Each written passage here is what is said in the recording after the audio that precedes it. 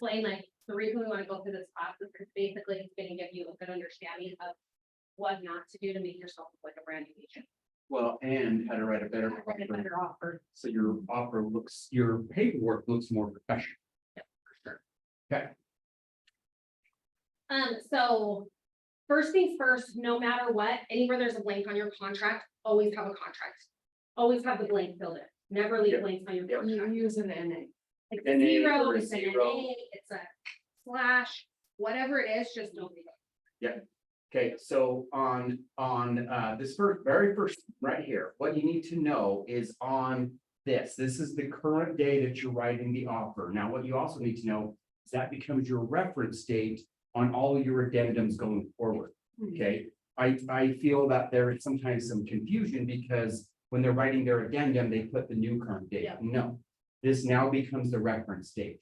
Yeah, it's always gonna go back to the date you wrote the contract. D-Day, The date. Yeah, the moment that you're sitting there. yep, so for example, I had one that went under contract like May 26th. We just wrote an addendum on it, reference date, May 26th. You need to did it go under contract on May 26th or? I mean, we wrote the offer on May Okay. 26th. Okay. Because sometimes Because you that's write my the point. offer and it's 3 or 4 days later Yeah. that it's accepted, so it's always the date you wrote. Okay, that's the first one. Okay, now the next blank is all parties, right? So that's your buyer and or their co-buyer and their official legal name. A lot of times you could take their driver's license and see what they have down there, right? Because on legal documents, okay, so here, when I sign stuff, it's not my legal signature for my banking. It is my legal signature that the division knows of, okay? There's a difference there. Because when I buy property, it's got my middle initial, right? You're gonna sign them. I gotta sign that way, but my driver's license actually has my full name. Hmm. So people do have variations, so you gotta ask, it's gotta be their full name and all parties. And a lot of times people go by like a middle name or whatever, so their first name may be like Joel, but their middle name is Chris. And then they go, so you gotta figure out what is their official legal name. And then It was a same, simple ask. it's a. Yeah, simple- I honestly just say, what's the legal name you'll be taking title in? I ask that every time. What's the legal name you're gonna be taking title? Because they gotta do that same legal name to take title out. Yep. Okay, so you gotta remember that. Okay, now, purchase from blank. Don't be lazy. Figure out what the seller's actual name is. Now, when you're a listing agent, you have the opportunity to write that in seller's name. That's not, they don't always do it. A lot of times they'll put to be determined, or they'll write owner of record. Click on the link in the MLS, the tax ID number will take you to the name of who's on title.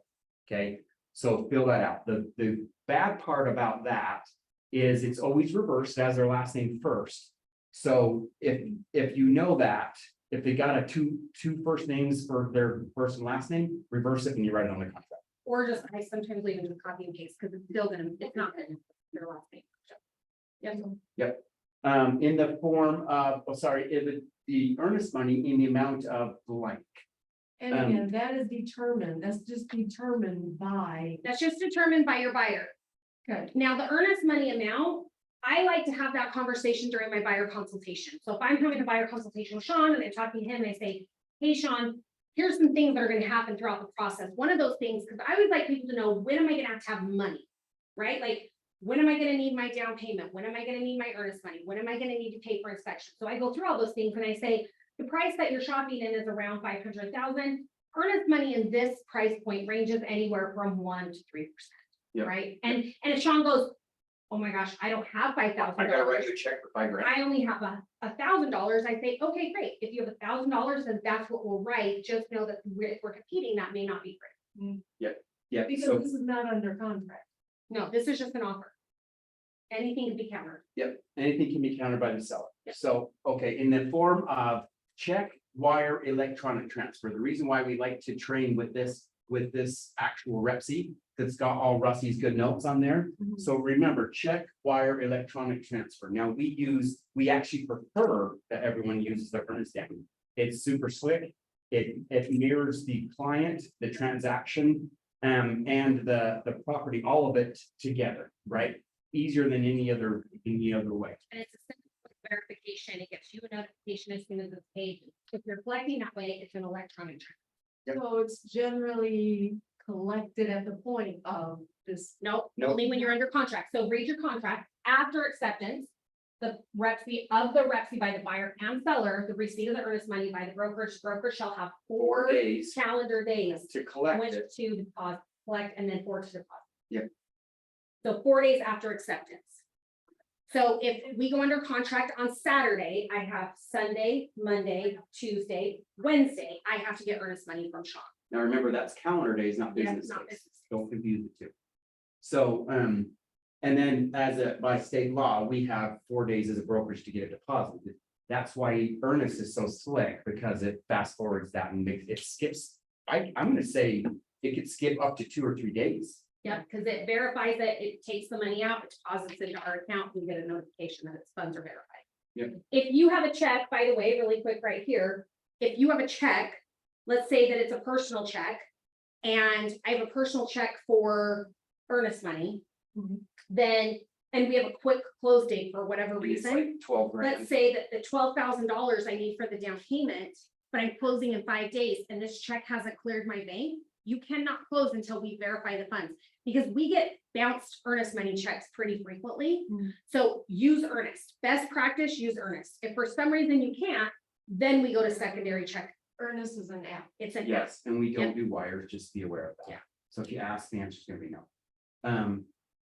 Also know if it's a quick close and you're having a check written, Get a cashier's it's check. get a cashier's check, because if it's a personal check over 10 grand or higher, banks are super slow. There's this thing where it goes up in the air. The IRS takes a snapshot and then it comes back down. So it's gotta be verified.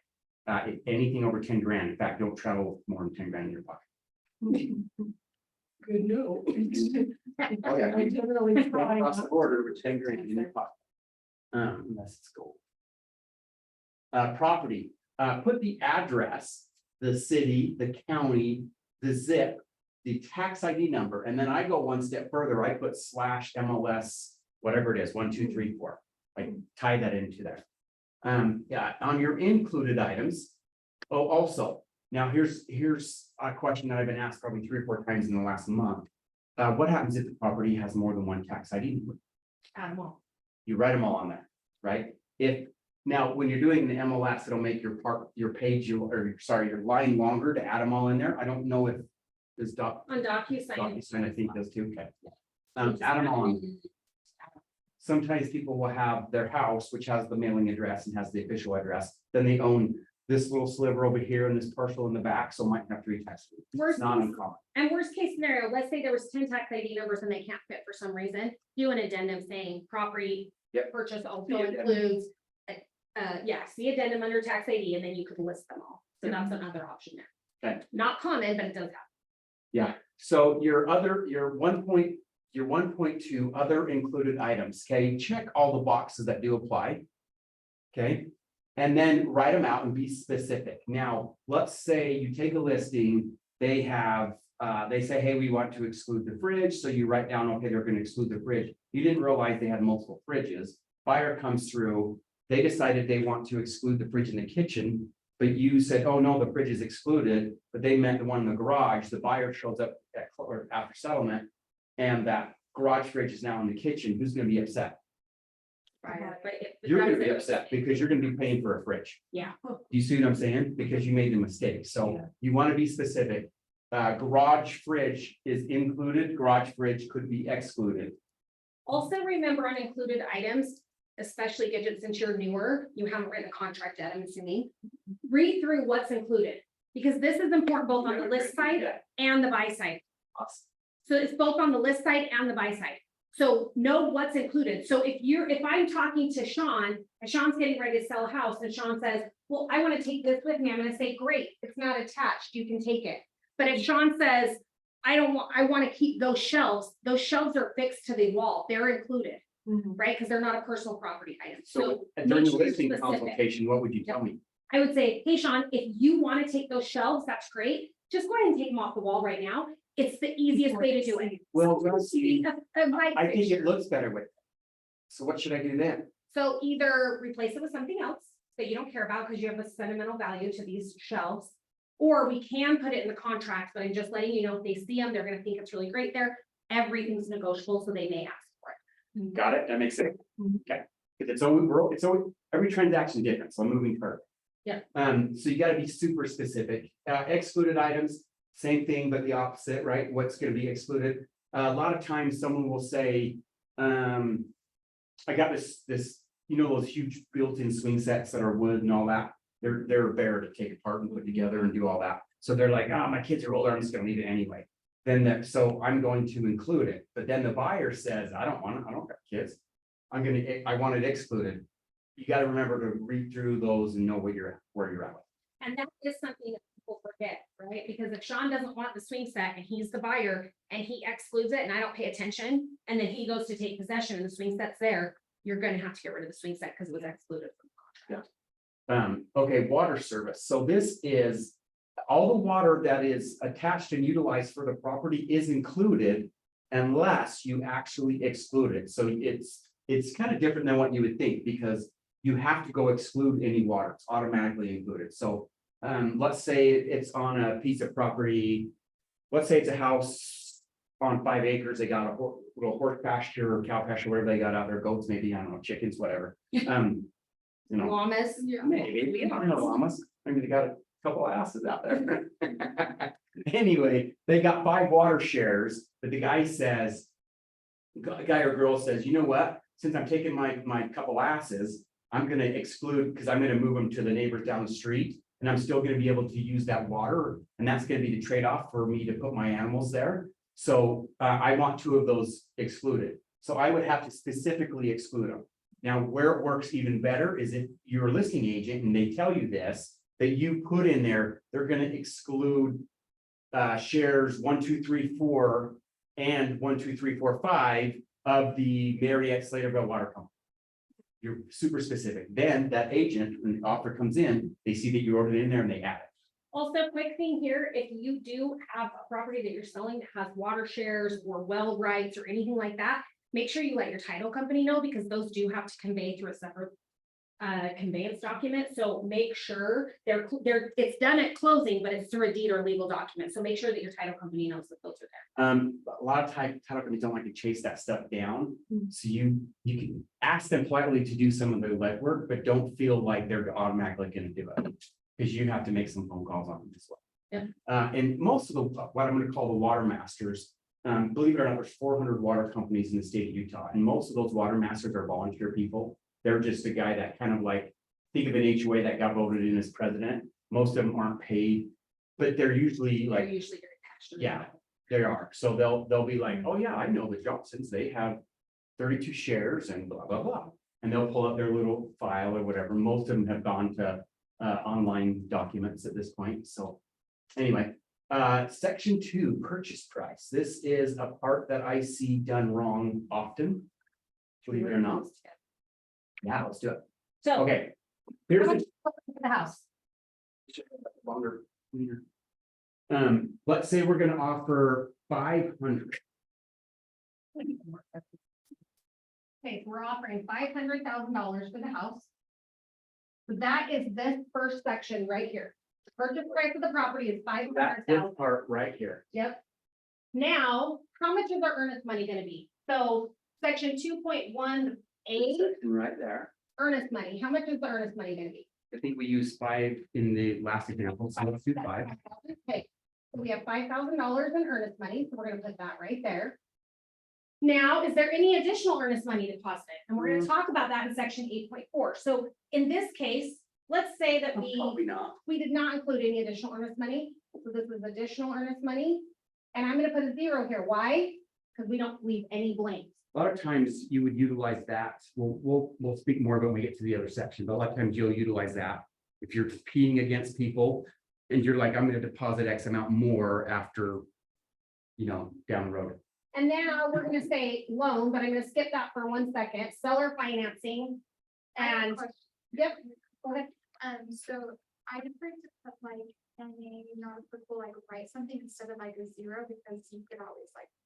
You can do, 0, NA, a slash, So whatever you wanna do there. I do this weird thing when I do my zeros, I do 2 lines and then the 0. Yeah. I think because when I write them, if I'm physically writing, I put the lines through them. So I think that's just my habit is to do that way. I have no idea if it's more official or not. A 1 or a 10 or. So now let's say that they're putting down, so we're not gonna do seller financing, so we're gonna do an NA or a 0 or whatever, right? So we're not doing seller financing. I skipped new loan for just a minute. Because the balance of cash, purchase price and cash at settlement. Okay, so let's say they're putting down 10%. What's 10% of 500,000? 50,000, but we've already deposited 5,000. So our balance in cash at close at settlement is gonna be $45,000. Just for the fact that we're recording this, that's that section right there that she's talking about. Perfect. So that's our balance of cash at closing or at settlement, it says, is 45,000 because these two together equal 50. Now, if I'm taking 50,000 off of 500, what is my loan amount gonna be? 450,000, right? Because we have 10% that we're putting down, which is these two numbers combined, because your earnest money counts as your down payment, towards your down payment.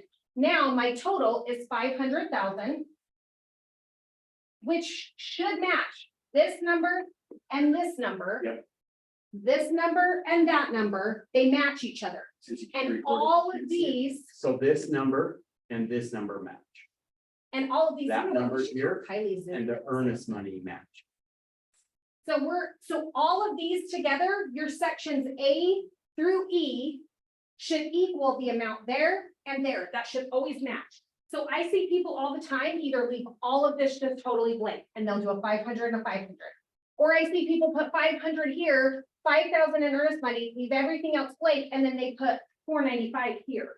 Because they're not understanding this is down payment, okay? So just make sure A through E equals your total payment. Okay, always add that up. If you're in DocuSign, actually pretty cool, which I think is a new feature. If you put 5,000 here, it'll just keep adding it up Oh, that's awesome. until it hits the total. So that's pretty cool, right? So if you put 5,000 and nothing else, 5,000 is gonna hit here. So make sure you're adding that up. Now, let's say you don't know their down payment amount or the loan amount, or you don't want to disclose it. Right? Maybe they're doing a Utah housing Yeah, loan. when would you not want to disclose? When it's super low. When Super low, It's super low. The earnest money? No, the no, your down the payment, loan. your loan. Like if you're only putting down, say you're putting down $500 or Utah housing, sometimes you're actually getting your whole down payment back. Your Your earnest whole money back. earnest money back. Yeah. Right? The other thing that I think you may want to think through if you're not competing with other offers, and let's say this property's listed at 575,000, but it's been sitting on the market for a while, we think it's overpriced, whatever reason, my buyer wants to offer 500, but we have 300,000 in cash. Maybe I don't want them to know that right away, right? Maybe I want to say they're a well-qualified buyer, we're putting down at least 20%. Now I could put down just the at least 20%. So just keep that in mind, like, depending on what your buyer wants you to disclose. And then if there's not, if you don't know this, maybe they're just not quite sure yet. B, B, D in every line, or, Not every line. 'cause Not- You don't do that not for this seller one, you don't finance. do it for just right. yeah, Now, keep in mind, right here, section 2.1 A through E, below, any amounts shown in sections 2.1 C and, let's see, 2.1 C and 2.1 may be adjusted as necessary by buyer and lender. So these numbers can vary, they can change without having permission from the other side. Now, what can't change, let's say that your earnest money is $5,000, they counter you back and say, we want it to be 10. Once it's now 10, that doesn't change, right? So those don't vary, just the additional down payment or the total down payment or cash at close and the loan amount. because I can be thinking about putting 10% down, but then when they run the numbers, sometimes your lender will say like, actually, it doesn't save you that much on payment, you're better off to pay off your car with the additional money, right? So those can change, that's not a big deal at all. Yep. Okay. Any Questions on that questions on section? this one? The earnest money can change. Earnest money can't change after it's agreed upon. Okay. So once you The agree, so additional earnest money can. nope, No. A and B, unless it's, once you're finally under contract. So if I offer 5,000 in earnest Then money it's set. and the seller accepts that, Mhm. then that's the earnest money amount. You cannot change it. Mhm. But if the seller counters us and says, actually, we want 10,000 in earnest money, Hmm. then it's 10,000. And you don't go back and change this, you just change it in an addendum. New loan. The new loan amount can change. Okay. So this would just be an estimate. They're putting down Being 10,000. determined by how much the buyer is going to pay. Yeah, so what'll happen is as they're going through the process, the loan officer will go, hey, you've got these 3 loan options, all work for you. This one's got this one's got that, this one's this, right? So they'll make that determination. One may have a different total amount out of pocket than another, right? So that might vary just based upon the loan amount or the loan type they take. But they don't you choose. this, you're gonna have a general idea of what a person's putting down. Yep. They're putting down 5%, they're putting down 0, they're putting down 10%. Go with some generics, just the most important thing is this number and this number have to match each other. And everything in here has to equal this, unless it's to be determined or as per lender. And if you're I've seen it competing, a couple different you're, ways. if you're competing, you might have a little bit different strategy because there's a strategy for everything. Yep. If you're not competing, do what she said and don't say the total amount. Okay. Section 2.2, sell a buyer's property. I love that don't lie is on there because people are trying to rationalize. Well, they're doing this, they're doing that, so they don't have to sell. Well, are they gonna sell in order to have their down payment? Yeah. So if you wrote that they're gonna put $300,000 down, but that's coming from the sale of their property, you're lying if you now say they don't have to sell it, because that doesn't match. Now, if they say, hey, I can get 100% financing and I qualify for both, and I have a renter for mine, if I decide not to do it, that's not lying, right? You just gotta write your contract that way. Okay. Make sure you don't forget initials on the bottom of every page, Well, and make sure your buyer signs at the right spot. and if you do check that it is conditioned upon that, make sure you pull out that addendum. Yep, and you're gonna see that, it's gonna say there's other addendum to it, but there is an addendum called subject to sell. And it's not uncommon that someone will check that it is subject to sell, and then they don't send the addendum with it. And then I have to call them and say, Chris, you said it was subject to sell, but you didn't include the addendum. And I instantly know Chris is inexperienced. Oh, yeah, I'll get it to you. He's never done it. We're just, Or they're, No. they're like, oh wait, there's an addendum for that? Yes. yeah, No, that's not uncommon. nope, it's an actual clause in an. There are so many special addendums and that's one of them. The classes that I took, I downloaded all of the contract information, all of it. And it's You're overthinking it. Because you'll never need all of them. There'll be some, there's some on there that 30 years I've never used them. I mean, if you're bored and you can't sleep, that's probably a good thing. I, that's not good reading too. Familiar with what addendums are there, right? You should be familiar with what's there. But you may not ever use a seller finance, or you may never use a short-term lease back. You may never use a subject to sell, like, right? And then when you're going to use it, read through it at that point. Yeah. And if it's ever a question, I get a lot of the questions on, here's a scenario, what addendum should I use? Yeah. And I'm like, blah, blah, blah. And they're like, okay, I was looking, I saw that one. Well, what about this one? And we talk about the pros and cons of using the different ones. And I'm sure Ken gets those same questions often too. Oh, never. Never. Never. Okay, section 3, settlement. What is settlement? What's the difference between settlement and closing without reading it? Ashley's grinning because she knows. settlement is the process, and then closing is signature. Other way around. No. So when we're at work and they're like, oh, I'm so excited, I get to go to closing today. Really what they're doing is they're going to settlement. They leave work early, they go to settlement, they celebrate, they take a picture with their realtor, right? They do all that. Closing happens usually the next day, depending on when they sign. That is basically at that point, they get their keys. Funding and recording. Yep, now the transaction is now closed. So if you think of Finalized. settlement, like when you settle an account. So let's say that you had a credit card or whatever, and you say, oh, I'm gonna close this account out, I'm gonna go settle the account. And you're gonna look through and sign everything and say, yep, I paid the car off, all payments were made. At closing, at settlement, it's when you go to the title company, you're signing all the documents. And any fees that need, any funds that need to be delivered for closing are delivered to the title company at the settlement deadline. Right? Then closing means all the funds have come in, all parties have signed, the title company has funded everything it needed to fund, because all the money comes into title company and title company pays commission, they pay off existing mortgage, they pay taxes. All the funds come into title company says, we're good, all funds are in, all parties have signed, record, and now the property becomes Sean's. When he signed the documents, the property did not become Sean's. It's not until it records. Make sure you know the difference, because your people are relying on you to know what do they want to know? What's the most important thing about signing? When are they gonna get the keys, right? And if you say, oh, we're gonna close on Tuesday, and Sean doesn't know the difference, Sean thinks we're gonna sign documents on Tuesday and I'm gonna hand him the keys. Now, that can happen. It's not gonna be that fast ever, but it could happen same day. But just remember, you know the difference. And again, anytime you have questions, don't hesitate to just stop and read through it, because we'll tell you what's there.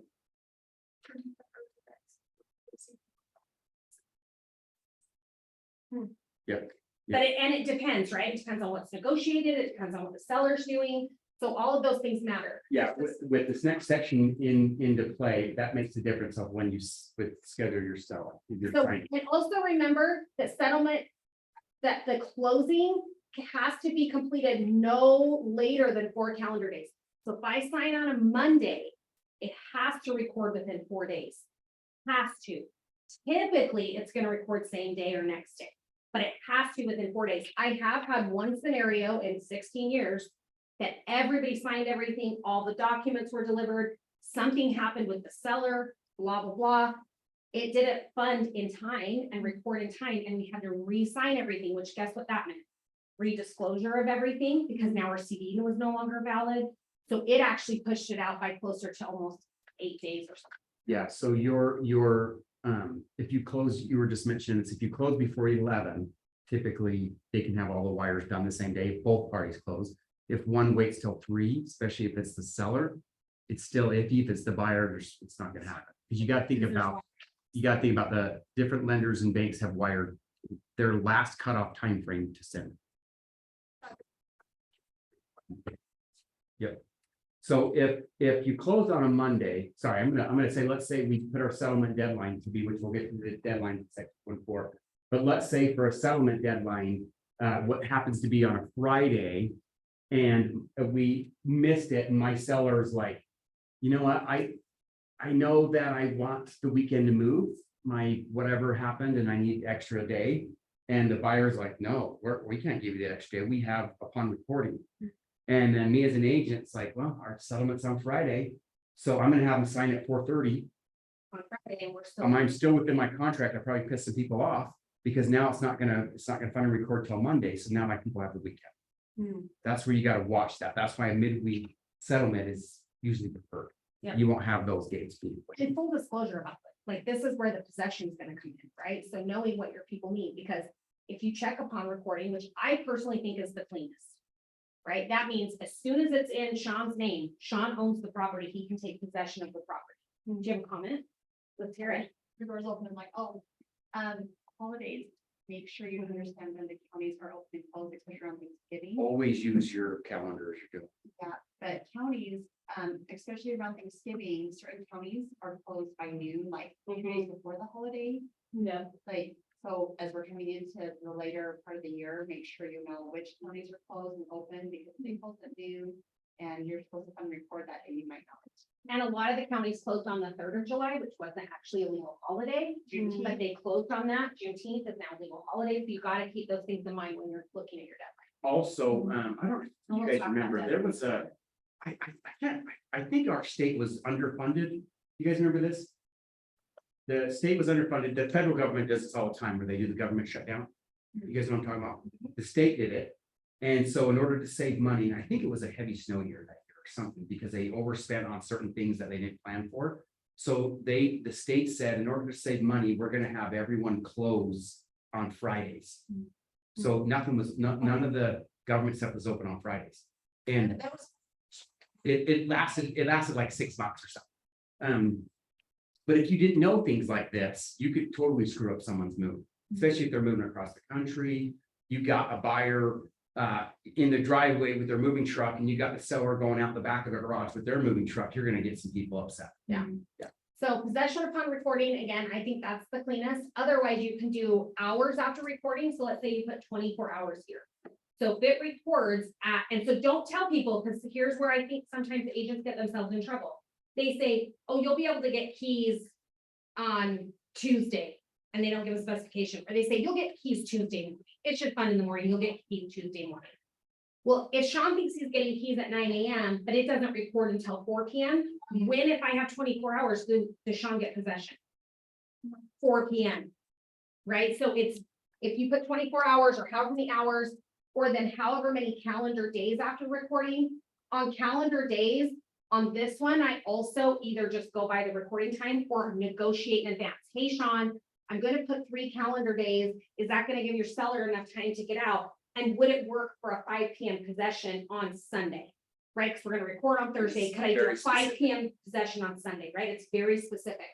So be specific and then make sure, again, your buyer understands what this is and your seller, right? Because if you tell your seller you have 3 days and they think they have 3 full days and don't have to deliver possession until the 4th day in the morning or at midnight or whatever when the day ends, just make sure you're specific and all parties know. Yeah. The biggest thing about every single piece of this contract, communication. The more you can communicate, the better off you're Yeah. gonna be. They don't always know, but you gotta be as upfront about stuff. Hey, you know, I know you guys said 5 o'clock on Sunday. They just let me know that they're running a little bit late. The carpet's not gonna be completely dry from the carpet cleaners. Sorry, it might be closer to 6. We will leave the keys at 5, but just know the carpets are wet. Mm. Right, so there's an Just expectation. communication. Yeah. Okay. And vice versa, they can get in sooner. Yep. So, you know, okay, 4.2, we have our special assessments. Don't leave that blank. If you don't know, put seller, right? If you are listing a property, ask these questions, right? Try to figure out if there are, and then disclose them. But if you don't know, when I write an offer, I usually put seller. Sometimes if you're competing, maybe put split equally. And that same thing. Oh. I was gonna say, we need to talk about probably Okay. what prorations are first, so no, mold is not a special assessment. So no on that. Proration is something that's based upon the date that they own the property. So if we're buying a property, I'm buying Shawn's property. Shawn pays the HOA fee. And We close in the middle of the month. We close in the middle of the month. It's, so that it's prorated based upon the day we close. So if the I get HOA fees I get it. $300 Credit. $150. from me, because it's prorated based upon the day Shawn owns the house, the days I own the house. One thing that will on every single deal always be prorated is taxes. Because taxes are paid in November. So if Shawn owns the property and I buy it in May, Shawn has already put, or I'm gonna pay the full amount of taxes in November. So Shawn has to give me as the buyer a credit for the amount of taxes for the time he owns the home. And the title company will figure that out, but on every single transaction, you'll have a tax. I'm gonna proration. correct you a little bit. The title company may not know all of them, so you have to help them Well, understand. HOAs, but taxes, they're always gonna know. It's gonna be on Yeah, every taxes single don't know, transaction. but let's say it's got nightly rentals. And they Mhm. paid on Airbnb, they already paid. And the seller's like, I haven't even got my money from Airbnb yet, but I know that they paid it. And I know that 3 of those dates that they're booked are on your time frame now. So you gotta work through some of those, because they're not black and white.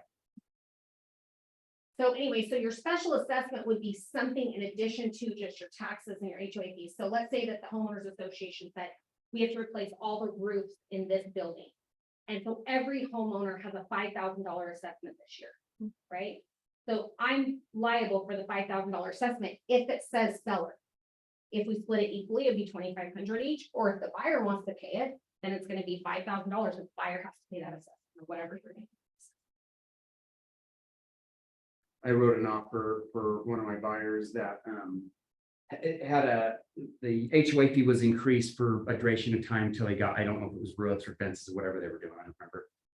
But in the offer, they said, because they offered originally to pay the special assessment fee off, right? So then the HOA fee would be normal. And we ended up, after our due diligence, we ended up reducing the price based upon the stuff that we had to repair. And then they came back, or okay, if we're gonna reduce it to this, you gotta pay that fee. My buyer's like, done. And I'm like, ended up being like $275 less. Like, it wasn't that big of a deal. Yeah. But they didn't, because they didn't compute it, it wasn't that big of a deal. Next section is about fees, costs, and payment obligations. So this is just saying escrow fees. So that's your title fees, your closing costs, all those things. It's saying either both parties are going to pay their own fees unless we agree to it in writing in a different way. Okay. Rental deposits, that's what Shawn was talking about. If you had a rental, short-term, long-term, whatever it is, rental deposits and prepaid rents. So if I'm selling a rental property and it has tenants in it, and I'm holding a $1,500 deposit, that's transferred at closing to the buyer. Because they're gonna be the ones that are refunding the deposit, because they're taking that on. Also HOA change of ownership fees, so most HOAs charge a fee to change the ownership. So who's gonna pay that? Is it gonna be the seller? Is it gonna be the buyer? We're gonna split it equally. Before you just check something here, find out how much it is. Because in a multiple offer situation, we have people all over the place checking buyers saying, well, I'll pay the fee. The buyer's gonna pay the fee to look more attractive to the seller, but they didn't know what the fee was. If the fee's $5,000 to change, some of them are a percentage of the sales price. So make sure you know what the fee is and then put that in there, but don't leave it blank. And if it's not an HOA, what are we gonna put? NA. You wanna go over utility services? Utility services, this is just saying that the buyer agrees to be responsible for all utilities and other services provided to the property after the settlement deadline. Provided the provisions of 4.3 shall survive closing. So Even if, even if they have extended possession. So I'm gonna tell you the time I had to pay Kaysville City. Because it was when extended possessions were becoming more and more common. I had a buyer that was purchasing a house. And they bought the house and they agreed to let the seller live there for 30 days after closing. We did not use a short-term lease back addendum, which even in there, it addresses utilities, but we didn't use it. We just had possession to be at 30 days. Okay, so here's where it kind of went a little sideways, but the seller, let's say Shawn's the seller, Shawn's representing the seller. The seller has to deliver the property, and we're going to get to that in another section, but the seller has to deliver the property in the same general condition as the day of acceptance minus ordinary wear and tear. So that doesn't matter if it's 1 day, 24 days, 30 days, right? So we're under contract. Something breaks in the house and the agent calls me and says, hey, this broke, your buyer needs to fix it. And I said, no, it's not the same it's not in the same condition. You have not delivered possession to me yet. Now, again, all of this could have been saved with what? Short-term lease back, because it's very clear on who has to pay for what, right? But in that case, I didn't have that. So I said, nope, you haven't delivered possession. Please see section. And I even like highlighted it, like a real jerk. Please see section, blah, blah, blah of the contract. So they end up fixing it. so they're like, all right, we got we'll fix it. Great, we'll fix it, right? So Was they it the fix it. AC? I can't remember what It was something that- it was a pump, it was something that they needed. it was a lift pump in the basement, remember, Oh, like for a, this- for for the the toilet. sewer. So the lift pump. So they fixed the lift pump. Now, my people go to take possession. Go to sign up for And they- utilities. Utilities, and guess what? Oh, we got a past due. There's a past due bill.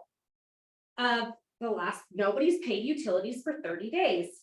I say, hey, listing agent, tell your seller to pay their freaking utilities. My buyer's not gonna be responsible for them.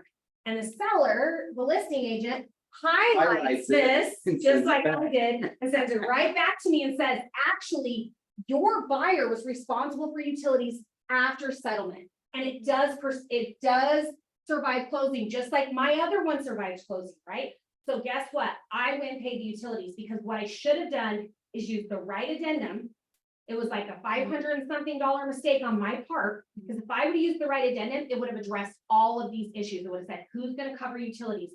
Is there rent? What happens if something breaks? So just use your addendums, but also know that that's there. And yeah, read the contract. So Yeah. in Russie's defense, this was, This changed. this had just changed. It was reversed on Yeah. the last edition of this rep sheet. Uh-huh. So, So I was like, oh, this is wrong. And I'm looking and I'm like, oh, when crap. did this change? And it had just, it was like the lightest That's the worst. rendition. That's all for it.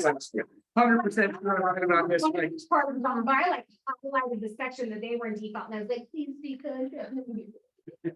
And then I was like, oh, I guess. Okay, sells proceeds withholding, this is just authorizing the title company to withhold any of the seller's proceeds to pay off anything that may be a lien against the property, right? Confirmation of Section agency. 5, confirmation of agency. Fill this out, okay? And not just fill it out. You got to do the research to figure out their license numbers, their broker's license numbers, and make sure you check the appropriate boxes. Where okay? would you find those? You can tell me, where would you find the license numbers?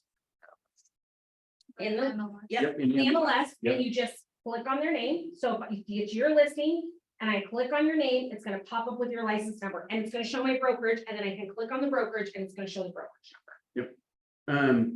Then when should you use a limited agency? Dun, dun, dun. When should you use, it's a paper, So limited When should you agency use it? agreement. What situation or scenario? when you are representing both the buyer and the seller. Yes, and who else? Oh, you're still. No. If you, Gidget, are writing the offer on Ashley's listing, you still have to use it, because who's limited? Shawn. Aye. Does that make sense? So it. Everyone within our doors, So see, Yep. there's two differences on here. other agents within our doors. So Sean's the listing agent would say seller's agent represents the seller. I would check that there.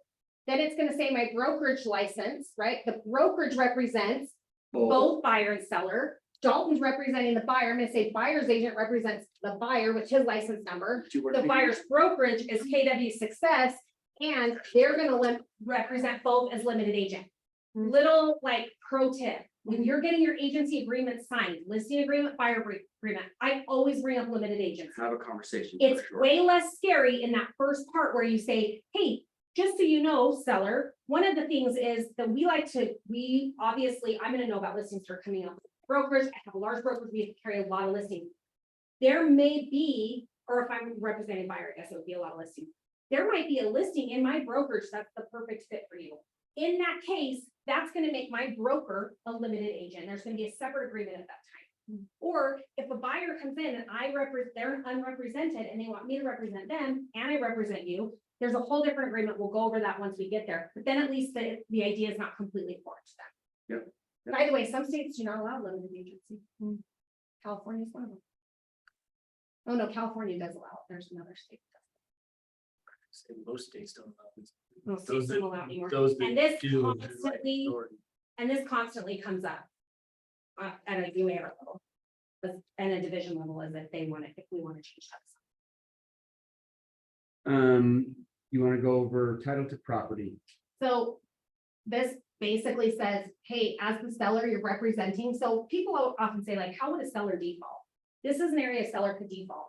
So if I'm signing representing that I have B title to the property and I can convey a marketable title to the property, then I'm signing saying that if something happens and I can't convey title, let's say Shawn and I own a property together and Shawn decides he doesn't want to sell the property and I'm the only one that signed the listing agreement and I'm signing as though I own the property, but I know whatever, I can't sell the property. I can't convey a title. To be on. I can't convey the title. So don't go under contract with something you can't convey the title, or if So- there's some reason that the title company can't issue an insurance policy, Yeah, maybe there's so, no access. when you take listing, make sure you do that right out of the gate, order Yeah. your title insurance, because there's reasons that you may not even know that they may not even know. Yeah. They got a tax lien, they inherited it from grandpa, and then they realized something wasn't done right with the will or whatever, so now you gotta go through probate. There's reasons that could change that, so make sure you check all that. This also just says that it's the buyer's accepting the title subject to any lease agreements, any short-term rental agreements, any other rental agreements. And then this next section of 6.2 says at settlement, the seller agrees to pay for and cause to be issued in favor of the buyer through the title insurance that is issued to it's a title commitment, the Alta homeowner's policy when available. So any exceptions must be in writing. It is not uncommon that builders will say, if you use our title company, we're gonna provide a title policy. If you don't, your buyer has to pay for the title policy. Right? And the reason that they normally do that, so like I just had a conversation with Nelson Homes, for example. The reason they do that is because they use the same title company from the minute they're buying the ground. So that title company has searched and searched and searched that property, Already and cleaned it. also, and if there are liens against the property, so let's say that there's contractors that haven't released lien yet, that title company that they worked for the whole time will insure over those liens. Because they know they're gonna be released because they're doing all their title work, right? So they know it's gonna get paid, so they'll still issue a title insurance policy. So just know that any exceptions must be in writing. The only other real exception to this is like HUD. They'll tell you they're. Seller disclosures, okay, this part's super tricky because there's a lot of stuff on there. There's a lot of stuff on there. Notorious HOAs are notorious for being slow at getting stuff. Notorious HOA, yeah. county notorious BAG. Yeah, so if you list a property in HOA, get the HOA documents as quickly as possible. Start your title work as quickly as possible. You'll see when we get to section 24, that a lot of times these dates are super short, right? They're scrunched together. This is a lot of stuff to gather in that 5 days that someone gave you, especially if you wrote the offer on a Friday, took you to till Monday to get it accepted. Now you only have 2 days to really get the stuff. That's not the time to be ordering your title insurance. No, order when you list it. Couple of things to remember on here. In addition to HOA documents, we talked about water shares earlier. So if you have evidence of written evidence of water shares, you have to include those. If the seller is a foreign person and it's going to be in the FIRPTA, which is the Foreign Investment Real Estate Tax Act, then that is also has to be included. I actually just Get copy the and leases, get paste all of this them. thing and send it to my seller when we go under contract. Hey, between now and the time we do photos, these are the things I need you to gather You mean when you get it listed? when I get it listed. Yeah. Mhm. So then when the buyer comes in, we've already got it. It honestly, a seller who's not a professional and you're selling their fourplex, they're like, oh, Sally's been in that one for like 12 years. I don't know where their lease is. You You need to better find go it. get it. Go get a new one if you don't have it. And also as the buyer's agent, sometimes listing agents will just be like, oh, I don't have, yeah, sorry, I can't find the budget. Well, if I'm getting a loan on the property, the lender's gonna need to see that it's a balance, it's a budget, right? So great, then I need a bank statement, because sometimes there are smaller Great, get HOAs. typing, I need create one. I need a financial statement then. Call your HOA representative. They have a budget. Ask them for a financial statement, but they have to get it and don't bend on that one because there might be a reason they don't have it. Buyer's due diligence condition. It is or is not. What is the appropriate one to check? Is. It's all right. It does depend on what your buyer wants, but I would say 90% of the time it is. Yeah. Yeah. Every Yeah. time. Also, if you check is not, because this was something, and we may get in this market again, this is something that people would argue, they would say it is not. But then they would say that they still want to do an inspection just because, and they would say, well, you have to have the property available for me for the contract.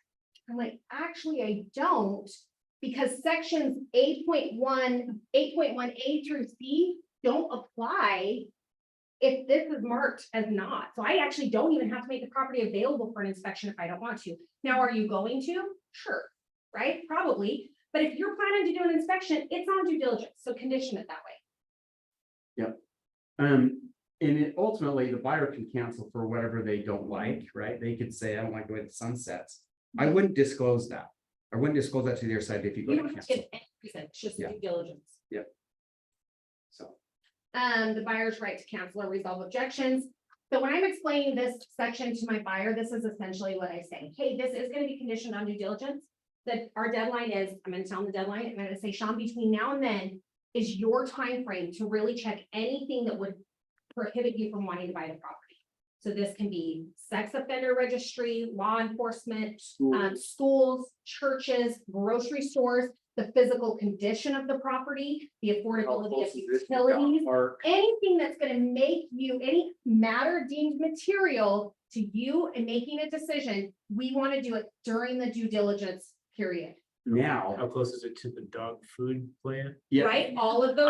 I things. determined it's too far from the dog park, right? Is that something you can negotiate and change? No. However, if I determined I don't like the fence because it's got some holes dug underneath it, my dog can now get out. Is that something I can negotiate? Okay, so I negotiate that with the other side before my deadline, not after. Not after, Or not 5 minutes before. correct. So remember what time, if there's not a time frame attached to it, what does the time fall to on the deadline? 5 PM, Mountain Standard Time.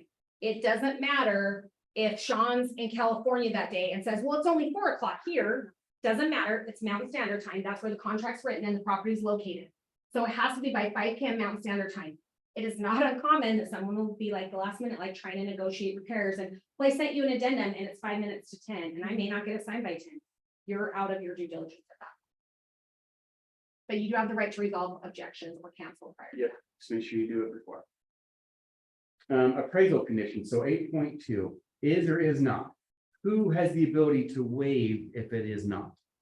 If it's a cash buyer, If it's cash buyer, they can decide. or if they say, no, my lender says I don't need one. And you're like, oh, I talked to your lender, you didn't mention that, so let me call them real quick. If there is such thing as an appraisal waiver, however, don't And, just automatically go waive it, because you could mess up whatever they're doing. and most of the time, I would just say if they're getting a loan condition on appraisal, because even an appraisal waiver, you may not know that until you're already down the road.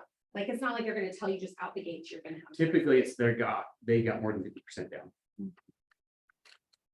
Again, you have the right to cancel if you cancel, so unlike if you cancel on due diligence, so if I cancel on due diligence and Sean's the listing agent, do I have to send Sean a copy of my inspection report and why I'm canceling? No, But if I ask for it, does she have to send it? Yes. No. my buyer owns that report, No. they paid for it, However, they own it. I If do. I'm a have to sign seasoned it. agent and they're not, and I ask her for a copy of it, she might send it. And, but guess what, Right. then, well, so here's the flip side of that.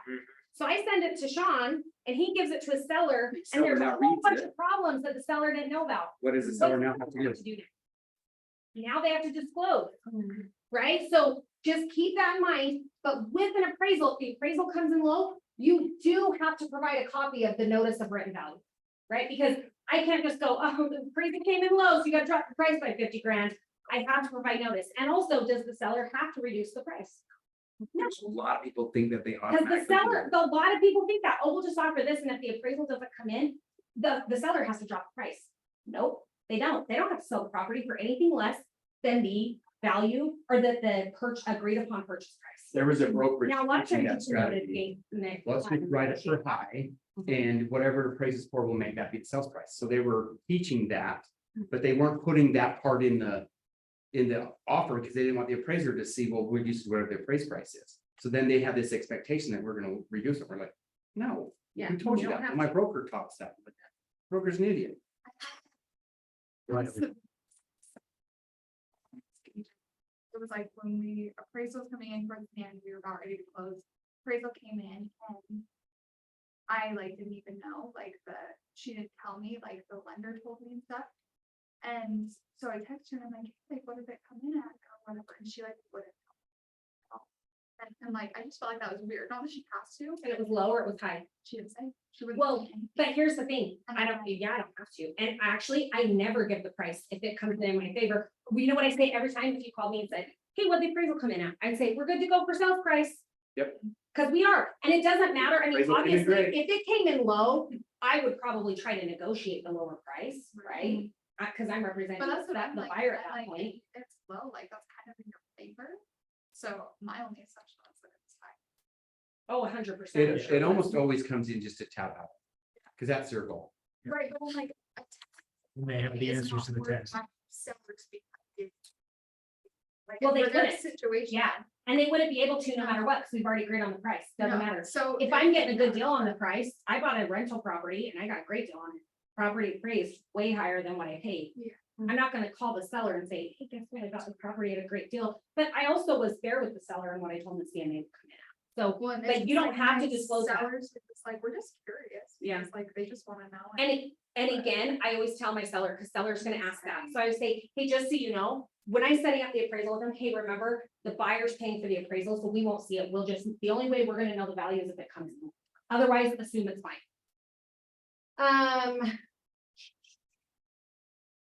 Financing. So, excuse me, if the appraisal does come in lower and I'm the buyer, I'm paying for that and discover. What happens with the purchase price? Can it be negotiated at that point? Yep. Can be, but it doesn't automatically.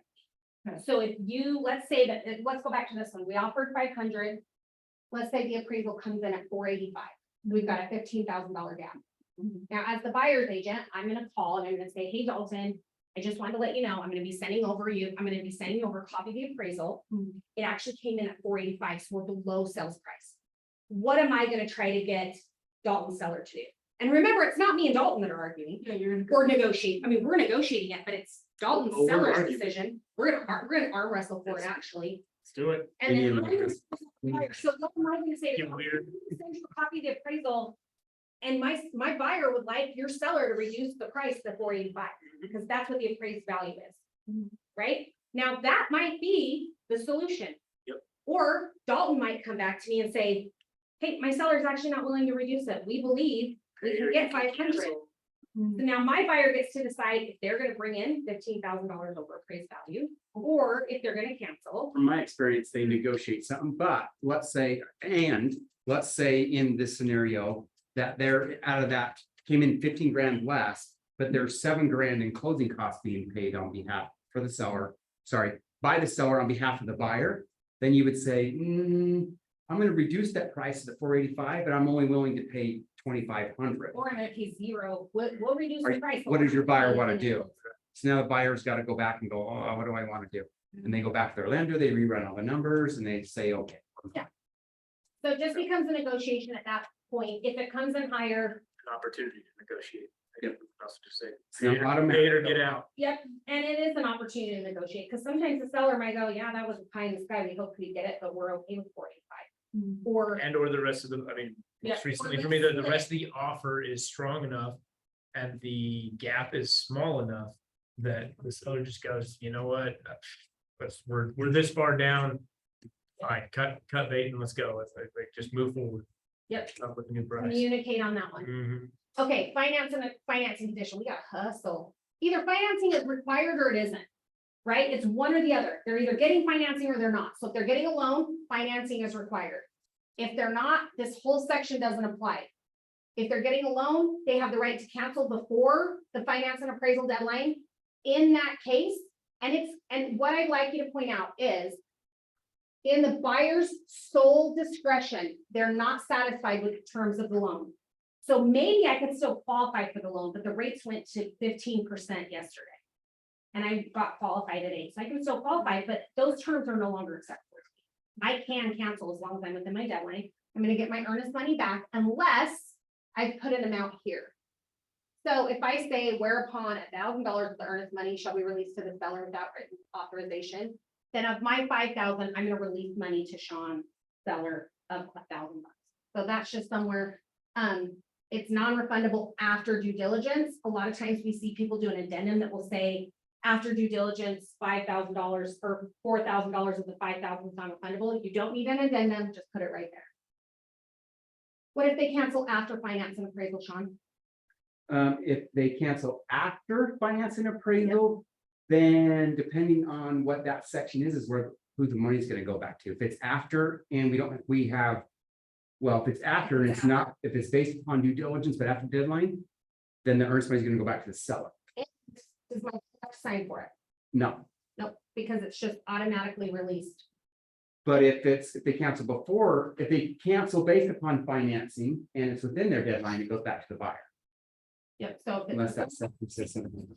unless that says something different, buyer's gonna get it. If it's after, seller's gonna get it without it's released to the seller as provided and agrees that all the earnest money is released without the written requirements of the buyer to release it. Unless it's held at a title company. Then both parties have to sign. And someone That's could why just say, I'm we not all signing hold that. this money, I'm refusing to sign. right? Because then I could refuse to sign. 8.4 additional earnest money. The only Um, time you really use this is if you're a little longer out in the time frame, in my opinion. Yep. So I would maybe go, hey, I need a 60-day close, but after these deadlines, I'm gonna put an additional $5,000 in earnest money that's not refundable. the only time you really ever see this large deals, Yeah. especially large land deals. Yeah, you see that there. Number 9 addendums, there are or are not any. If there are, you make sure you write the addendum in the number, including your FHA and so on. If there's not, don't worry about it, just check the or not. Home warranty, there either is or there isn't, so it's will or will not. Now, remember that in this section, you want to pay attention. A lot of times people leave this blank or they'll check will, but then they forget to check who's gonna order it. So this is saying so let's say that I check will and I say it will be included. The home warranty plan will be ordered by, who's gonna order it, the buyer or the seller, right? And you can decide that. if I'm representing the buyer, I'm gonna check it by the buyer unless maybe the seller already has one in place. It's already ordered. And they usually will put that in the comments if they have listing coverage. Then I would check seller and it would be issued by a company selected by either buyer or seller, same thing. And then the cost of the plan shall not exceed whatever your money that you put in here is, 500 to 700, whatever you're gonna put there. And it's paid for at settlement by who?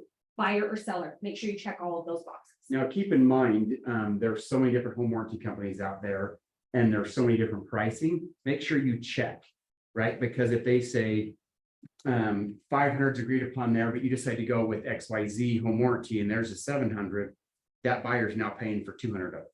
Yeah, and this is something I actually had a conversation with a broker the other day. She and I were just chatting as friends. And she said that she was doing a deal with somebody and they called her like the day before close and said, oh my gosh, so silly. I accidentally checked the buyer was gonna pay for that, but the seller always pays for it. She goes, no, the seller doesn't always pay for it. Oh, yes, they do. Seller always pays for it. So the seller needs to pay for the home warranty. And she said, no. The buyer is who's selected here. So you're gonna pay for the home warranty if your buyer's not, because my seller's not gonna pay. So anyway, just remember that there. Condition of the property, the buyer's acknowledging. So they're acknowledging that they're purchasing the property in as-is condition. That's why we have due diligence. So if by their sole discretion, they're moving forward with the closing, it's as is, this does survive closing. Now, keep in mind, it's gotta be in the same condition. though. Yep, same general condition. Don't be confused if they get in a fight during moving and someone knocks a hole in the wall as they took something down. Well, and that's what this is saying right here, in condition of the seller, or the property, the seller's gonna acknowledge. So when you're talking to your seller, they're acknowledging that they're gonna disclose in writing any defects. They're gonna carefully review, complete, and provide the disclosure, a written disclosure form. They're gonna deliver the property in substantially the same general condition as the date of acceptance minus ordinary wear and tear. They're gonna deliver the property broom-free, broom clean and free of debris and personal belongings, and then they're gonna repair any cellar or tenant removing damage. This also survives closing. So here's the thing, if the seller, even if the buyer doesn't do a final walkthrough, it is not required to do a final walkthrough. You can, I suggest it, but if they don't and they get there and there's tenant related moving damage, the seller is still responsible for it, okay? I'm gonna give you guys an example. Okay, so this TV is would be what, included or excluded? Mount would be included, the TV may or may not. Exactly. So the TV would go as personal property, but the mount would stay. But let's say that we decided we excluded and the buyer was okay with it. So right before closing, I take my TV and my mount because I say, hey, I want to keep my mounts because it's made for my TV. Is it okay? Her buyer's like, sure. Now, if I take this down and move it, what do I have to do? Repair, make it so you can never saw that the TV was there. So that is not considered moving related damages. That's just damage, right? So I got to repair the wall as if it was never there. Why in the world, in this case, why in the world would anybody purchasing, well, they might have a TV that they want to mount themselves, but other than that, why would they want a TV mount on their wall? I don't know that it's necessarily that they want it. I think that's just sometimes it's easier. Like, I honestly, unless you need this exact mount, why would you not, like, I would rather leave the mount and pay $100 for a new mount versus go and have to repair the damage, but it's attached, so it's considered a complete. You can do a walkthrough no earlier than 7 calendar days. I always suggest do it as close to closing as possible. If they're moved out, even better. The things you're checking for during your final walkthrough, if you had any repairs that you negotiated, are the repairs done? And you better have used the repair addendum because otherwise you have no control over quality. Number 2, is everything as represented? So if Shawn agreed to leave the fridge, we talked earlier about garage fridge versus kitchen fridge. If Shawn agreed to leave the kitchen fridge and he's moved out the nice brand new fridge and moved in the crappy beer spilled fruit gross in the garage, they had to clean for 10 years full of water pop, and they moved that into the kitchen. This is when you're going to discover that during the final walkthrough. This does happen, and so make sure that you're doing your final walkthrough. In the event you don't, it still is, you still can, it does not constitute a waiver, so you could still, anything that's going to survive closing. What has to happen if we want to make some changes during the contract, Shawn? It's got to be in writing and it's got to be signed and agreed to by all parties. Yes, and you can't make any alterations or improvements. You can't make changes to legal title or get any loans against the property during the time. And you can't sign any new leases. Yep, can't. Oh my gosh, we had one where we represented, it was a trust. It was like a parent's house, but they had one of the siblings live there. It was these adult kids. It was the parents' house. One of the adult siblings lived there with their husband. And they were kind of like the caretakers of the house, not of the parents, but of the house. And the parents trust, were still alive. I don't, no idea, but the trust goes to sell the house. And they're like the tenants, the adult siblings are like, oh, you gotta honor the leases. They sign themselves for a 5-year lease for like $1,000 on like $1 million piece of property. Right? No, but it took attorneys get involved to fix it because we're not gonna get in the middle of that. They gave copies of the lease during the seller disclosure, because if they did, they should have canceled sooner. Right? We shouldn't have gotten to closing until we figured that out. It did hold off closing because we're like, we're not gonna go down that road. Yeah, we shouldn't Yeah. have, we shouldn't have just figured that out right before closing for one thing. So also remember, who has the authority to sign? If it's a corporation, trust, partnership, LLC, depending on how they're taking title, you have to make sure that they can legally sign for it. So if you're selling a property that's part of a trust, you need to ask them for a copy of the trust. The title company is gonna need it anyway. Get that during the beginning. Make sure you know who can legally sign for the property. And don't just take their word for it. Well, I'm one of the trustees and I can sign for it. Nope, I gotta see it in writing. Title company is gonna require it. Complete contract is the Russie with any addenda, exhibits, and seller's disclosures. If you think of That like constitutes if you think of like an old school manila file, right? So you're gonna take all of your stuff and put it in that file, that becomes like one contract. So think of it that way. So think of like when you're creating your opportunity, you have all those different documents in there. That's one file. So think of it that way. Shawn, mediation. I Tell us don't know, about what this. should we do? Should What we do should we do? shall or may?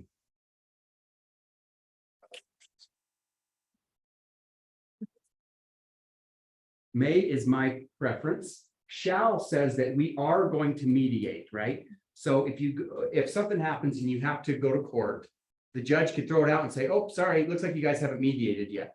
Then you have to go back to mediation. Mediation can drive the price up because they're like $250 an hour. And you didn't negotiate, you didn't come out after 8 hours, you didn't get anywhere. So now you have to go to court. You just spent a bunch of money when actually a filing fee could only be $250 if it's small claims.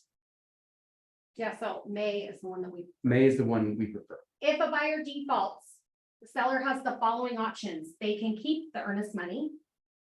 They can maintain the earnest money in a trust account and sue to enforce the terms of the contract.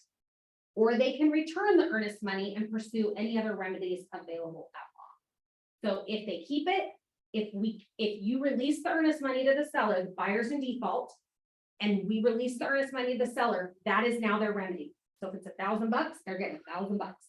They can maintain it in the trust account and sue to enforce the terms, or they can return it and pursue other remedies. So other remedies would be, maybe they're not going to sue to enforce the terms of the contract, but maybe they feel like that they're suing for damages. So the seller's going to sue the buyer for damages. Yeah, so let's say the seller now, because the market turned and the seller now had to sell it for less.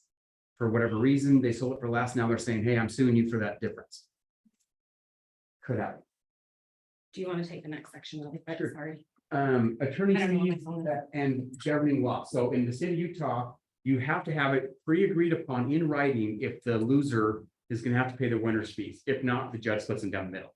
Typically, the judge splits them down the middle anyway. But it's in writing that you may not. Notices, all notices have to be in writing. We already signed that one. And they got to be signed by all parties. Assignment. What's a permissible transfer?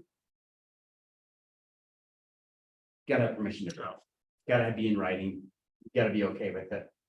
You can't just say. Your phone's right here. Yeah. A permissible transfer would be, is if I'm under contract. Or Dalton's under contract to buy my house and he decides he doesn't want to buy it, he can't just have you take over as buyer without me authorizing it. Your permission. Insurance and risk of loss. This doesn't happen very often, but let's say, let's give you 2 examples. Let's say it is 2 days before settlement and we have a huge windstorm, a tree branch gets broken, comes through the window and wipes out the window.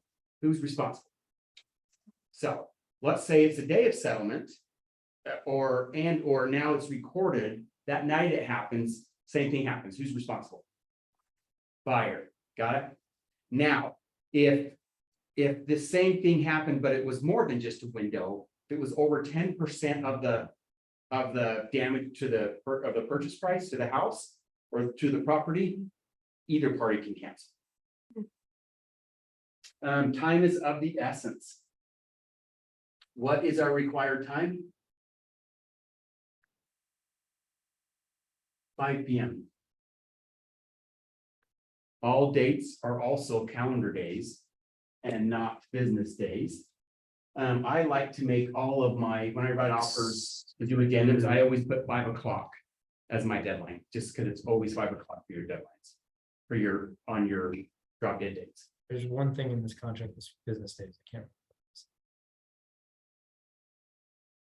I don't remember which one it was either. Right, but I think you're right. There is one thing I can't, it's not earnest money. Earnest money is calendar days, right? Mhm. No matter. Electronic transfer and counterparts. Here's the thing, calendar days is the safe bet. Yeah. If it happens to be business days, then you're faster than you needed to be. Yep. Okay. Okay, so counterparts is tricky. Most people don't understand what that means, but counterparts would mean, let's say that you got a seller who's older and they're selling their deceased parent's house. One lives in Florida and doesn't do email, and the other one is local, but they don't do email as well. So you literally could mail the one to Florida, have them send it back, and you can meet with the one local and have them sign it, but they don't have to be on the same one, as long as they're both signed. That's a counterpart. It's interesting. So they don't even have to be on the same, They don't even have to be they on don't the have to be on the same. same document. It can be As long as two they're both separate signed. copies of the same document. Yep. Signed Yep, separate. and one of them can't be edited. Sure, of course, right? They have to be the same document. Yep.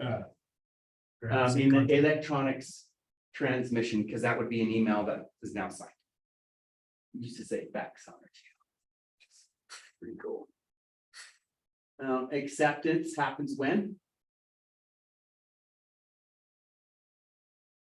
All of the following have occurred. When all the following occurred. What are they? Signatures Signatures, and communicated, and accepted? No. and it's checked that it's accepted. It's indicated that it's accepted. Does that have to be received? Nope. Nope. So Dalton writes me an addendum and I'm up on my boat and I send it to my seller electronically and then they sign it, but I don't have access to my email at the moment, but I call Dalton and say, which is weird, so I can call, I got it. But let's say I can't.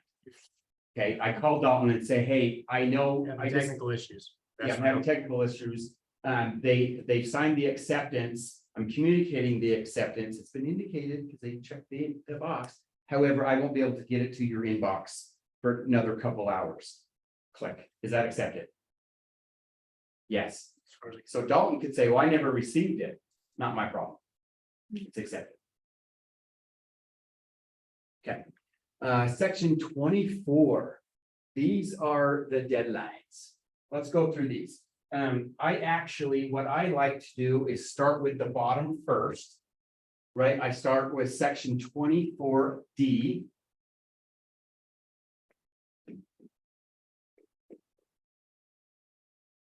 Okay, so the reason why I start with that one is you look at the calendar. You look at a calendar and don't just guess, right? So you have a conversation with the lender, you have a conversation with them. How long do we need to get this? They say, oh, I'm good for a 30-day closing. Look at the calendar. I don't, let's see, I'll pull mine out. Real life. If the lender and the buyer and the seller all say, yeah, we're good for 30 days, I would pull over my calendar and I would say, 30 days from now, yeah, we do have a state holiday, so there might be a little skeleton crew working.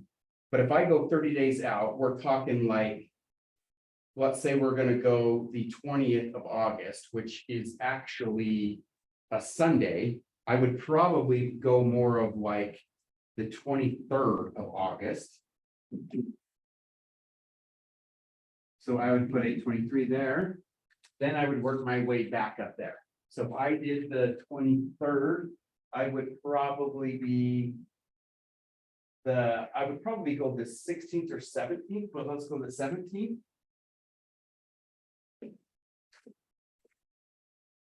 And then so on. Now, when you get back to A. Do you remember all that stuff on section 7? All of that. There was like 122 items, I swear. It seems like it's more, it seems like every time I look at it, there's more on there. Yeah. There's a lot of items. So we always make that one short. It's not uncommon that we make that like to be something like 5 days. But in reality, sometimes it takes you 5 days to get the offer negotiated and accepted. So make sure you give enough time for them to get it to you. But if today is the 20th and we're writing an offer today, then we know it might take, because of the holiday weekend, it might take it to the 25th to get it accepted. I would probably be the 28th on that one. Okay, and my due diligence, I won't be able to do a lot of it because there might be some information on there that I need in order for me to make my evaluations. I would probably make that due diligence deadline be the 11th. That's probably what I would do.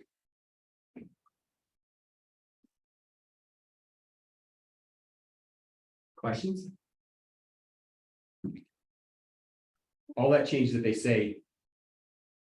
I got five people said they're gonna have the offers, my seller has actually already moved. They're en route to Kansas, wherever, and they don't want to pay next month's house payment. When's next month's house payment due?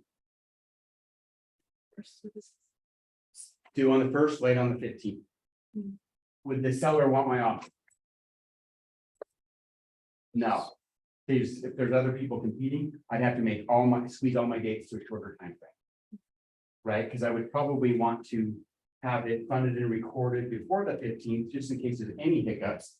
So I would probably, in this scenario, say, I would probably say the 11th or the 10th.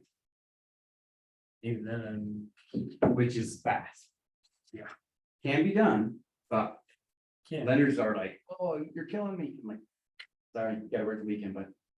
The rest of this. Mhm.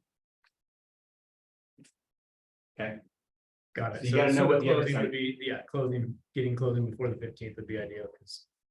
Their payment Wire would- transfer could go in and they wouldn't get dinged. yeah, so their payment would be due, but they wouldn't be late.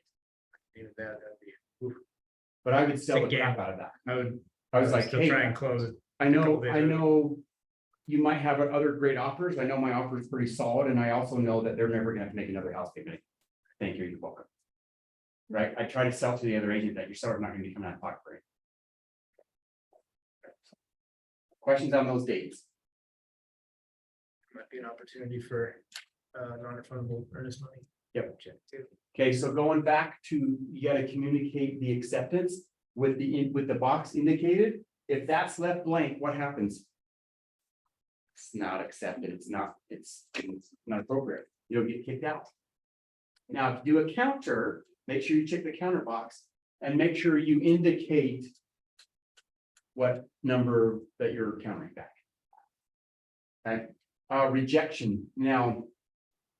From my experience, more often than not, if someone's gonna reject an offer, they don't do anything with it, they don't even send you that. Can you insist to have it be sent back? Yes. By law, they have to present every single offer up to closing, not even up to under contract. So if Dalton writes an offer on mine, and I had 2 other offers, or I just went under contract, and he says, you know what, my offer's pretty good. We would consider being a backup. Will you email us backup again? I'm lazy, I don't want to, so if this one falls or starts to fail or gets, squeaky or something, I'll let you know. He's like, no. My buyers, we've been looking at lots of properties. I want you to present my offer. He can insist on it because they're right. I would have to send back, that's partially why we do the initials on every page, because it gives proof that it was presented. And they would have to check, my people would have to check rejection. People don't insist often enough. Interesting. I didn't know that. Okay, any questions on that? Go back to that, can the.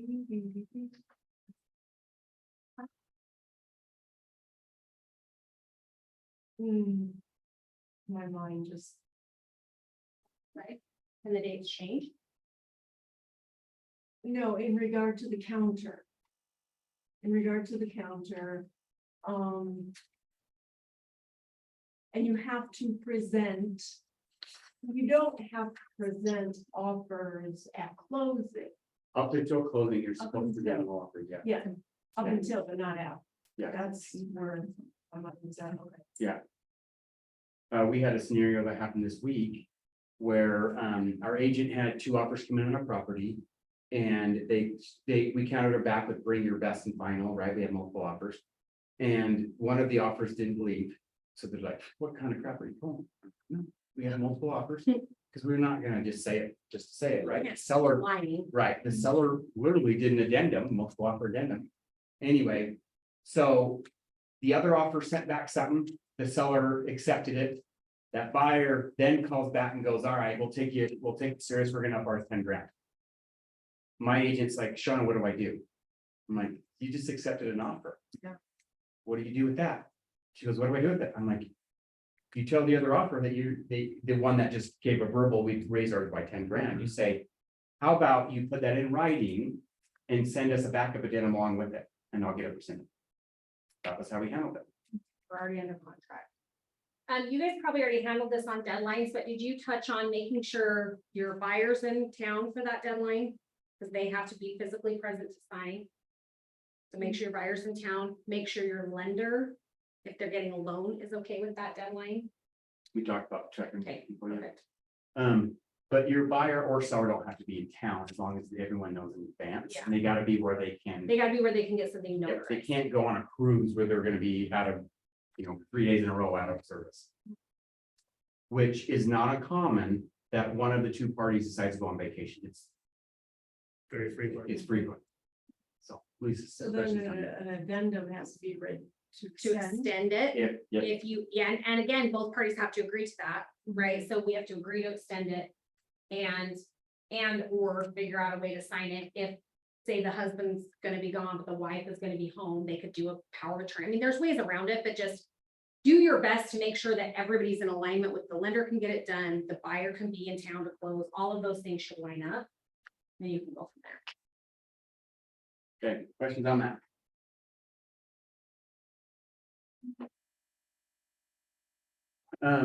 Okay, so here's an addendum, here's the, I'm gonna call it the blank or the standard, I don't think it has an official name, but it's just the blank one. When you do it in the MLS, so the MLS, we have as Utah Association of Realtors, we probably have, I haven't counted them, but you said there was a big stack of them. Yeah, So when you use the blank addendum and you do in the MLS, you can actually pull over those supplementary clauses and populate your addendum. So you don't have to be an So you can do multiple attorney, you don't have to write all the stuff out, you can populate it. We prefer that you use an addendum instead of writing stuff. Make sure I understand what you just said. There's clauses that I can add to a blanket addendum. Yep. So you could actually pull it up if you wanted. So in the. So let's say that we've got the addendum and we have let's just pull it up.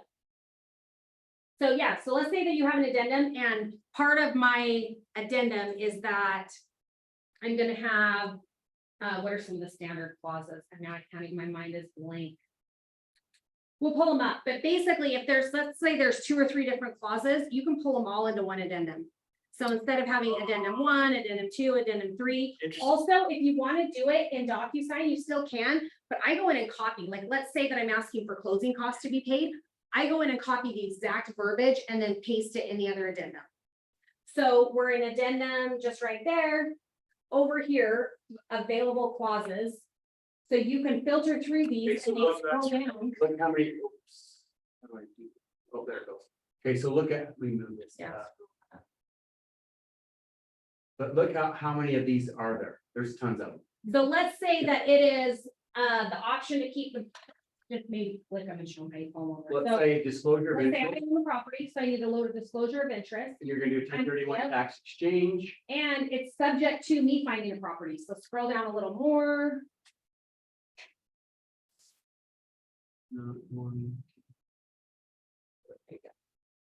And I'm gonna do the subject to seller securing a replacement property. Now You you can click, actually change the order of Yep. them, but, now you click load selected clauses. and it's gonna label them, it's gonna number them. Now we scroll a little further, and now number one becomes a disclosure of interest. And you're gonna check what you are, you're gonna Seller. check that, yep, so we're gonna check seller. We're gonna check, So. oh, actually, I'm the buyer, Oh, I'm the buyer. I'm gonna do a 1031 exchange. And it's subject to me finding a replacement property, oh, that would be But the that would be seller. the sellers. Okay, then I'm the seller again, and I'm gonna do a 1031, and I've got to secure property by a certain date. Now, I always put a 2 on that because it gives you better formatting, but Also, if there's ever, and then you can add in anything else. So let's Yep. say these, plus we want to add, so now we're at number 3. So then if I had something else, I would just type a 4 there. And I could say number 4 is whatever. I want the seller Seller to to, the seller to include. A, I can't type, B, I can't. spell. I want the seller to include a Seller. cruise. Okay, so No, I don't want to go on a cruise. A let's just say 7-day hot tub. hot tub, but that would be an inclusions. But that's okay. Seller to include hot tub. Whatever else you need to add there, you can. So just know that you can include multiple Yeah. clauses, because a lot of times in .loop and DocuSign, Now, I always let's go, say we're doing the same offer and there's 5 different clauses, it's gonna be addendum 1, addendum 2, addendum 3, addendum 4, addendum 5, because I'm doing it in DocuSign. But if you load them here first and then just download the one addendum. in before I DocuSign. print it out or save it, I always look at it first to make sure it looks appropriate.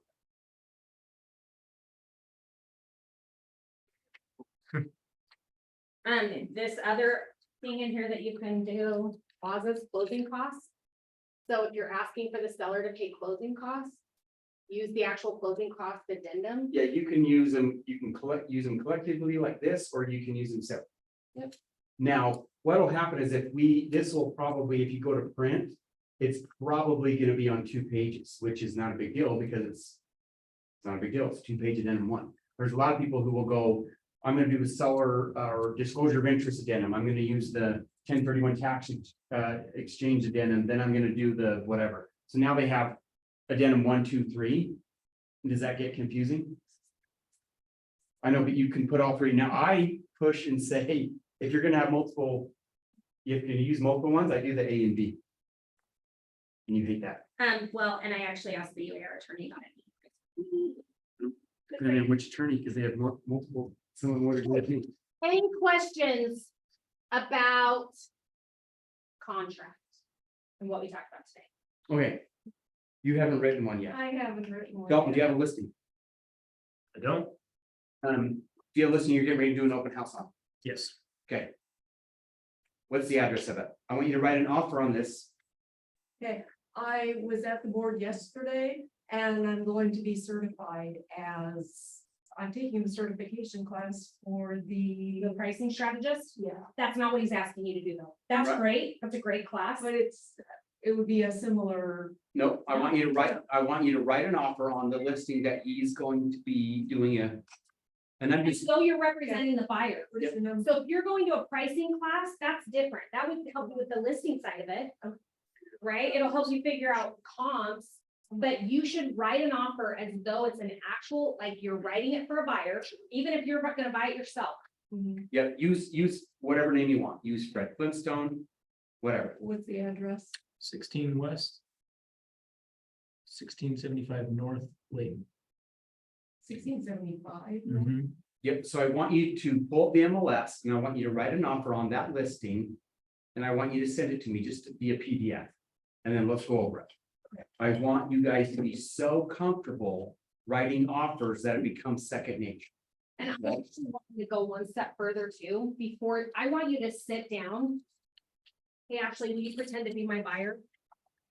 and I'm gonna explain it to you as though you're my buyer. And I'm gonna go through the contract with Ashley, like I'm sitting across from her at a table, walking through the contract. That is when you're gonna get good at it, because Ashley's gonna have a question that she goes, well, what does due diligence mean? And the more you explain it, the better you're gonna be at it.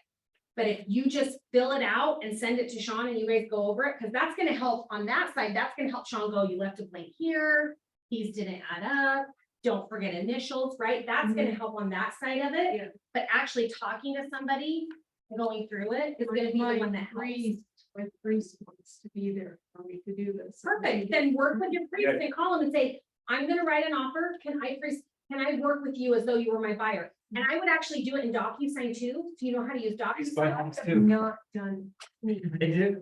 So you should, because you're not, this is what's making you nervous, like, practice. You can do as many contracts in DocuSign as you want, they don't go anywhere unless you submit them to something. Okay. So it doesn't matter, you could even have him sign them. Technically, if you wanted to, I'd probably do a fake Yeah, I name, just, but I more just want you to be comfortable with writing them. I feel from my experience that that's one of the things that scares people. And when does a buyer typically want you to write an offer? Yesterday. Yeah, it's not like Tuesday at 3 o'clock in the afternoon, right? It's a Friday night. Right? And so you're like now panic mode because you're like, oh crap, who can I get a hold of? Who can help me? Blah, blah, blah. You need to be comfortable with it, that it's not. and you need to, and the reason I say with DocuSign, because it's that exact same thing. You're not gonna be able to call Kylie at 7 o'clock on a Saturday and say, I don't remember how to use DocuSign. So if you get into DocuSign right now, put a contract in there, put a client, even if it's yourself as the client. Put your kid as a client, it doesn't matter. It doesn't matter who it is, as long as there's an email attached to it, you can actually go through and do the whole process, just like you would be doing with the client. Because that's what you need to know, instead of like, I love that you're going to a pricing class, but right now you gotta know how to open up DocuSign. You gotta know how to fill out a contract, you gotta know what a contract means.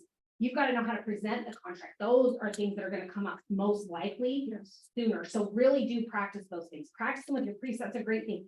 I always think it's actually really good to practice with people outside of real estate, because they're gonna have different questions. But Dalton, you remember when you first started doing this?